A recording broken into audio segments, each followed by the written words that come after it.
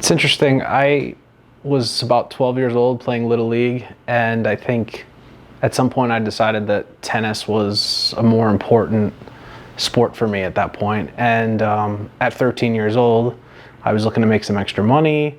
I was looking to stay involved in baseball, just I wasn't playing at that time. And I took an umpire course for a youth umpire program in Bridgewater, New Jersey. And really liked it, wound up working probably 20, 25 games that year, making some extra cash. I think we were getting paid $15 or $20 a game at the time. And from there, it went on, and every year I did a few more games, and probably by the time I was 15 or 16, I was working close to maybe 100 games a year, and just kind of off to the races in terms of what I was doing. And probably at that point moved on from the small diamond to the big diamond, and big diamond to high school to college, and 15, 20 years later, here we are. Every year from 13, 14, 15, I was working more and more games.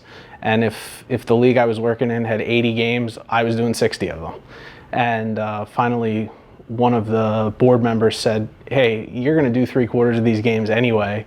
Why don't you just find whoever's gonna do the other quarter? We'll give you a little bit extra money, and you go from there." And that kind of started the idea of maybe assigning baseball games and the organizational piece of it. And I was doing that maybe in 2 or 3 different towns, and then it became 3 or 4 different towns. And again, at that point, I was covering most of the games myself. I had one friend who covered a bunch of games for me, and between the two of us, we were doing probably 60%. So we were covering, the other 30 or 40% with just other people we knew. And then at 18, I actually took the high school course.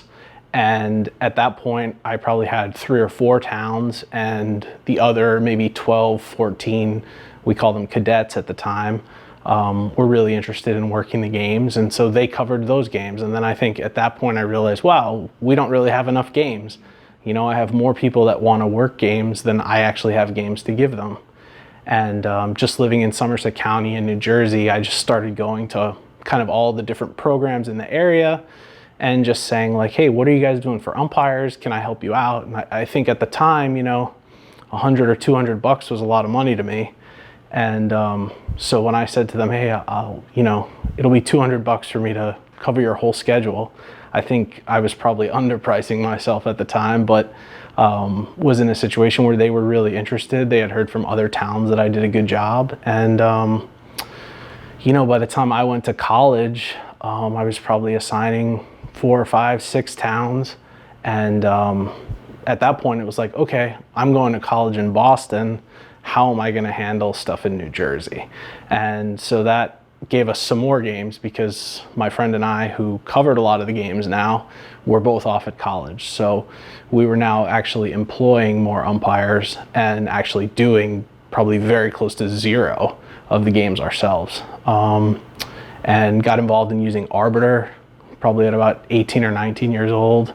And really just, it kept going from there. And that business has, gone from one town, I guess 20 years ago at this point, to, I don't know, 105 high schools for baseball, 60 high schools for softball, 105 high schools for men's and women's soccer, 30 middle schools for basketball, and I guess probably close to 40 rec programs in New Jersey now, spreading across the border into New York, across the border into Pennsylvania, and really probably putting out close to 50,000 assignments a year.